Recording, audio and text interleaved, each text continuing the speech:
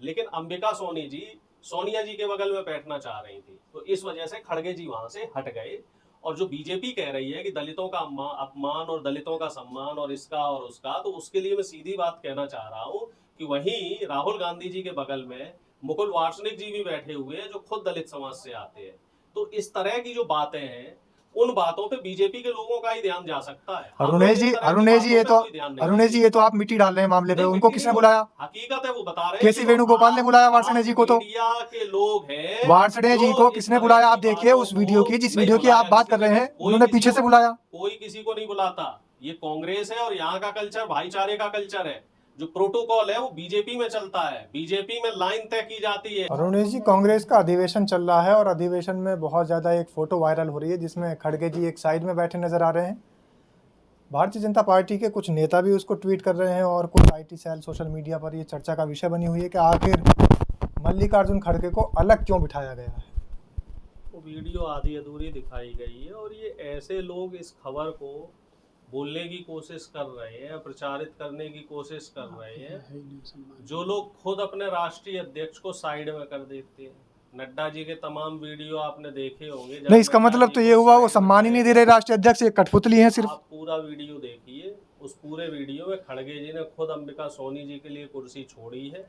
और इसके अलावा राहुल गांधी भी तो कुर्सी छोड़ सकते थे, खड़गे जी ने तो अपनी दरियादिली दिखा दी और जाकर अंबिका सोनी जी को बिठा दिया। नहीं, सवाल आपने बिल्कुल अच्छा किया, सवाल तो बहुत अच्छा किया आपने, लेकिन अगर जवाब सुनने की आपके अंदर नहीं, हम तो जवाब सुनने के लिए बैठे हैं। तो जवाब दिया जाए आपको। हम तो जवाब सुनने के लिए बैठे जवाब हैं। सुनने की, देखिए राहुल जी ने भी अंबिका सोनी जी के लिए सीट ऑफर की थी, लेकिन अंबिका सोनी जी सोनिया जी के बगल में बैठना चाह रही थी, तो इस वजह से खड़गे जी वहां से हट गए।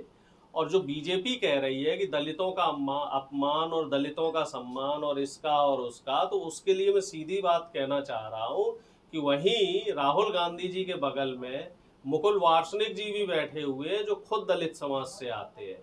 तो इस तरह की जो बातें हैं, उन बातों पे बीजेपी के लोगों का ही ध्यान जा सकता है। अरुणेश जी, ये तो आप मिट्टी डाल रहे हैं मामले पे। उनको किसने बुलाया? हकीकत है, वो बता रहे हैं। केसी वेणुगोपाल ने बुलाया वार्ष्णेय जी को। तो मीडिया के लोग हैं वार्ष्णेय जी को किसने बुलाया? आप देखिए उस वीडियो की, जिस वीडियो की आप बात कर रहे हैं, उन्होंने पीछे से बुलाया। कोई किसी को नहीं बुलाता।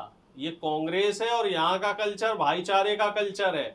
जो प्रोटोकॉल है वो बीजेपी में चलता है, बीजेपी में लाइन तय की जाती है कि कौन सा मुख्यमंत्री किस लाइन में किस पंक्ति में बैठेगा। बीजेपी में अध्यक्ष को बताया जाता है कि आप सिर्फ रबर स्टाम्प है और मिस कॉल से अध्यक्ष बने हैं।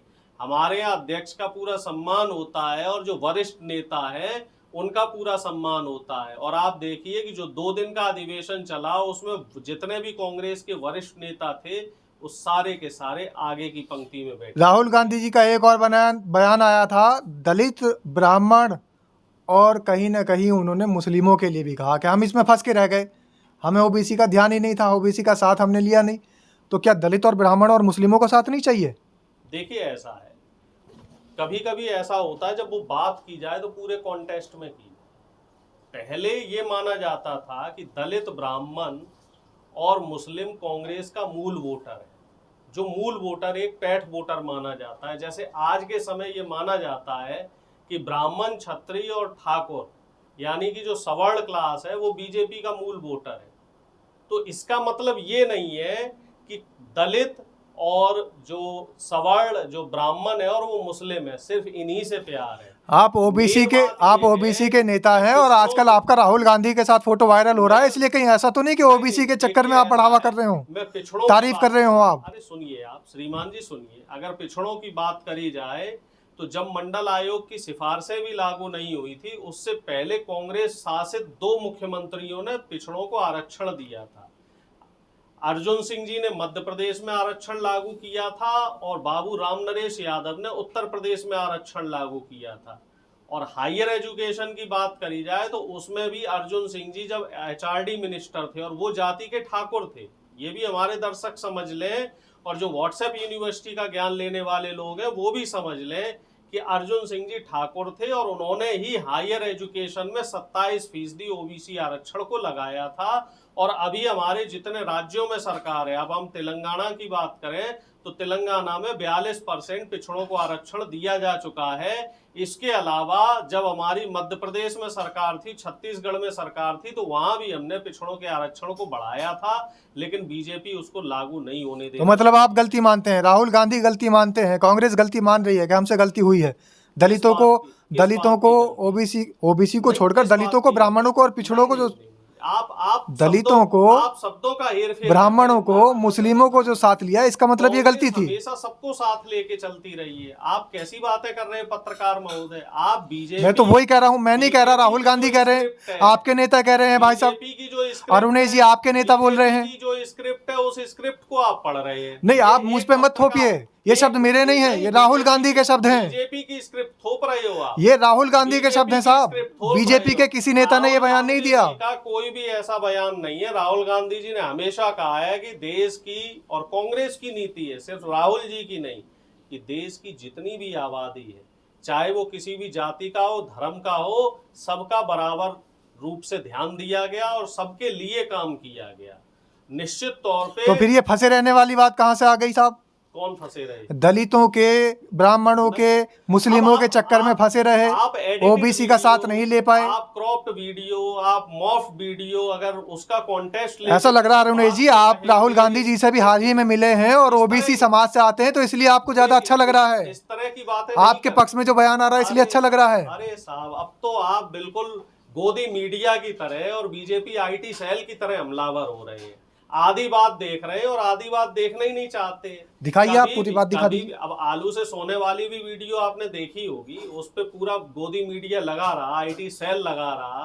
2000 का जो नोट चला था उसमें चिप वाली भी बात आप ही लोगों द्वारा फैलाई गई थी, जो आपके सीनियर लोग हैं जो गोदी मीडिया में हैं। तो हमेशा जब भी कोई बात समझो, जब भी कोई बात आपकी जहन में आए, आप लोग मीडिया कर्मी हो तो उस पर रिसर्च करनी चाहिए और उस बयान को समझना चाहिए कि वो किस कॉन्टेक्स्ट में कहा गया। जो संविधान लागू हुआ था देश में, जब देश गणतंत्र हुआ, तो उस समय दलितों को आरक्षण दिया गया, उस समय पिछड़ों को आरक्षण उस समय नहीं दिया गया था। क्यों? क्योंकि कुछ पिछड़ों में जो जातियां थी जिनको पिछड़े में रखा गया था, वही उसका विरोध कर रही थी और जानकारी के अभाव की वजह से ये विरोध हो रहा था। और ब्राह्मण वर्ग और मुस्लिम, चूंकि ये लोग उस समय सत्ता में थे, तो इनको सरकार की जो सुविधाएं हैं उनका लाभ मिला और दलितों को लाभ आरक्षण के तहत दिया गया और पिछड़ों को जो आरक्षण मिला वो 1990 में मिला। तो निश्चित तौर पे जो सरकारी सुविधाओं के जो लाभ थे उसमें कहीं ना कहीं पिछड़ा पिछड़ गया।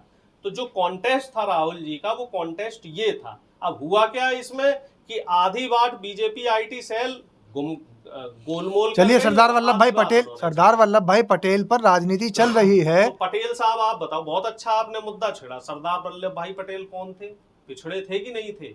सरदार वल्लभ भाई पटेल की आप बताइए किस जाति से आते हैं? कुर्मी है, पटेल है, पटेल वहां पिछड़े हो। बस यही तो आपके मुंह से उगलवानी थी कि जैसे आप आरोप लगाते हैं कि मोदी जी जहां जाते हैं वहीं से पुराना नाता बता देते हैं, तो आज अगर ओबीसी के बीच में राहुल गांधी गए हैं तो फिर ओबीसी की बात कर रहे हैं। ये तो वही बात हुई। वो नहीं है, राहुल गांधी जी तो जहां जाते हैं वहां हर समाज की बात करते हैं। मोदी जी की तरह नहीं है कि जैसा देश और वैसा भेष, कि पठानों से मिले तो मेरा पठान समाज से बहुत पुराना नाता है और सिखों से मिले तो सिख समाज से नाता है और कहीं सिखों से मिल गए तो सिख समाज से नाता है। राहुल गांधी जी ने कभी किसी समाज से खुद को जोड़, सरदार वल्लभ भाई पटेल से ने तो भाजपा ने भी कभी कोई गुरेज नहीं किया। इतनी बड़ी मूर्ति बना दी, विश्व की सबसे बड़ी मूर्ति। पटेल के नाम पे ये लोग राजनीति करना चाह रहे थे। पटेल साहब तो कांग्रेस के अध्यक्ष रहे। पटेल साहब वही थे जिन्होंने आरएसएस को बैन किया था, फिर आरएसएस ने अपना स्वरूप बदला और आरएसएस क्या बना? सांस्कृतिक संगठन बना। आज भी आप देखिए, आरएसएस खुद को सांस्कृतिक संगठन कहता है, राजनीतिक संगठन नहीं कहता। क्यों? क्योंकि पटेल साहब ने राजनीतिक संगठन के रूप में, आप कह रहे हैं पटेल आपके हैं, मोदी जी ने इतनी बड़ी मूर्ति पटेल जी की बनवा दी, तो क्या उसका प्रेम नहीं है? सैकड़ों करोड़ रुपया लगाकर, हजारों करोड़ रुपया लगाकर बन गई। कर रहे हो, अपने पैसे से मोदी जी ने बनाई है, उनकी जेब से कितने। तो मोदी जी ने क्या अपने घर में बना ली? देश में ही तो बनाई है। अपने पैसे से आज पर्यटन का केंद्र है। अपने पैसे से बनाई क्या? हमें ये बताया जाए कि अपने पैसे से बनाई, और जो उसके लिए धातु आई, जो उसके लिए सामान आया, वो कहां से मंगाया? वो चाइना से मंगाया गया और उसमें कमीशन भी खाया गया। इस समय हमारा चाइना सबसे बड़ा शत्रु है, लेकिन मोदी जी बैंकॉक में एक अधिवेशन में जाते हैं और वहां जाके चाइना के जो प्रतिनिधि आए हुए हैं उनसे कुछ बोल ही नहीं पाते।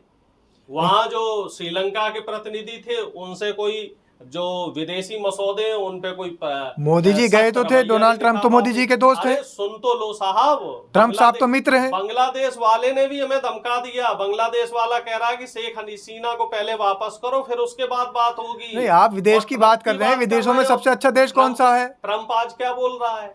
क्या बोल रहे हैं? सुन रहे हो आप? मैं उन शब्दों का इस्तेमाल नहीं कर सकता। ट्रंप कह रहा है कि जो ये देश है, तमाम देश, ये सब मेरे जो है क्या उसको बोलते हैं, किसिंग माई डैश डैश की बात कर रहे हैं, लेकिन वो खाली मोदी जी के लिए थोड़ी बोला उन्होंने। उन्हीं के लिए है, क्योंकि उन्हीं को कोई ऑब्जेक्शन नहीं है, उन्हीं को ऑब्जेक्शन नहीं है जो हमारे प्रधानमंत्री के माई डियर फ्रेंड बने फिरते हैं। अब तो वो तो ट्रंप जी ने उनके लिए बोला है कि जो लोग मुझे फोन कर रहे हैं वो किसिंग माई डैश डैश डैश उनके लिए बोला है। तो ये भी कह रहा है कि अभी तो फार्मास्यूटिकल्स और एग्रीकल्चर में भी टैरिफ लगाएगा। अभी तो टैरिफ सिर्फ इलेक्ट्रॉनिक इक्विपमेंट पे लगाया था, मोदी जी ने तो फोन करा ही नहीं। मेन जो सेक्टर्स हैं उन पे भी वो टैरिफ लगाएगा। अब उस टैरिफ का खामियाजा किसे भुगतना पड़ेगा? हमारे देश की जनता को। शेयर मार्केट उसी दिन गिर गया था, बता रहे हैं भाई, जानकार लोग ये कह रहे हैं 18-19 लाख करोड़ का नुकसान हुआ है। मतलब शेयर मार्केट गिर रहा है तो उसमें भी मोदी जी गिरा रहे हैं शेयर मार्केट भी। जब उठता है तो मोदी जी क्रेडिट लेते हैं कि नहीं लेते? तो गिरेगा तो क्रेडिट किसे दिया जाएगा? मोदी जी को ही तो दिया जाएगा। और डीजल पेट्रोल के दाम कम होने की बात हो रही थी, मोदी जी ने फिर से दाम बढ़ा दिए। मतलब कांग्रेसी ट्रेडिंग नहीं करते, कांग्रेसी शेयर मार्केट में इन्वेस्टमेंट नहीं करते, घरेलू गैस के दाम फिर बढ़ा दिए। ये बताइए, जो नीतियां हैं, चाहे वो विदेश नीति हो, चाहे वो वाणिज्य से संबंधित नीति है, उस नीति को विपक्ष बनाएगा या कांग्रेस बनाएगी कि सरकार बनाएगी? सरकार की आप भी तो इन्वेस्टमेंट करते होंगे। वजह से इन्वेस्टमेंट तो हर व्यक्ति करेगा, जिसके पास पैसा है और जो अपनी तरक्की चाहता है तो वो इन्वेस्ट करेगा। तो इसमें सरकार की जिम्मेदारी बनती है, चूंकि आप उस निवेश पे टैक्स लेते हैं तो आपकी जिम्मेदारी बनती है कि देश की जनता के जो टैक्स के पैसे हैं, जिसको शेयर मार्केट में भी लगाया जा रहा है और तमाम जगह के जो कंपनियों के शेयर खरीदे जा रहे हैं, तो वो पैसा सुरक्षित रहे।